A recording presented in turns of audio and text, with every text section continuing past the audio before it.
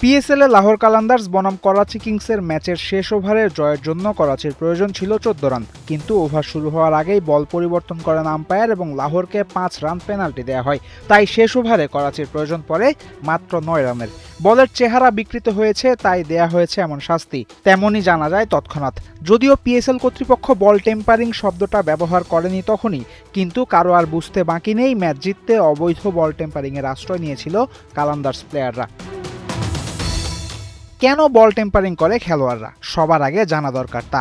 সাদা বল নতুন থাকা অবস্থায় সুইং হয় স্বাভাবিকভাবেই।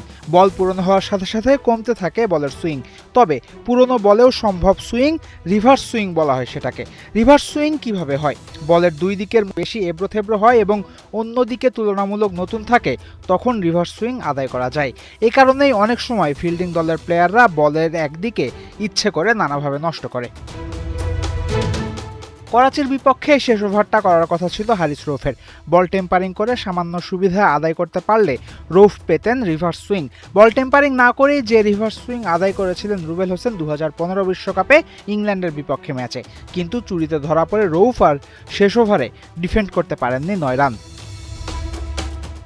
যদিও ম্যাচের পরে কালান্দার্স ক্যাপ্টেন শাহিন আফ্রিদি স্বীকার করেননি বল টেম্পারিংয়ের কথা, কিন্তু রাত পোহাতেই পরিষ্কার হয়েছে সব। শেষ ওভার শুরু হওয়ার আগে একত্রে হয়েছিলেন ফখর জামান, হারিস রৌফ এবং শাহিন আফ্রিদি। তখনই ফখর করেন এই অবৈধ কাজ। 2-1 দিনের মধ্যেই এ কারণে শাস্তির মুখোমুখি হতে পারেন ফখর। নিষিদ্ধ হতে পারেন 1 থেকে 2 ম্যাচের জন্য। মজার ব্যাপার হলো, টেম্পারিংয়ের জন্য ওয়ার্নার স্মিথদের নিষিদ্ধ করা হয়েছিল 1 বছরের জন্য। সেখানে 1-2 ম্যাচেই পার পেয়ে যাবেন ফখর। অবশ্য এর পেছনে কারণও আছে। ঐতিহ্যগতভাবেই পাকিস্তানিরা বল টেম্পারিংয়ে সিদ্ধহস্ত। বল টেম্পারিং করে আইসিসির কাছে সর্বপ্রথম শাস্তি পাওয়া খেলোয়াড় ওয়াকার ইউনুস। বল টেম্পারিং করতে গিয়ে বলে কামড় বসিয়েছিলেন শহীদ আফ্রিদি। শোয়েব আক্তার তার অটোবায়োগ্রাফিতে বলেছেন বৈধ করে দেওয়া উচিত বল টেম্পারিং। বলা যেতে পারে শাহিনরা পূর্বপুরুষদের দেখানো পথেই হেঁটেছে মাঠে বল টেম্পার করে। উদ্বেগের বিষয় হলো বাংলাদেশের 6 জন ক্রিকেটারও আছেন পিএসএলে। এই অবৈধ কাজে যেন কোনো টাইগার ক্রিকেটার আগ্রহী না হয়।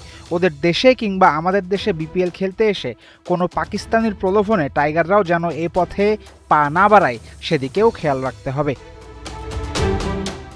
ফয়সাল হাবিব, ৭১।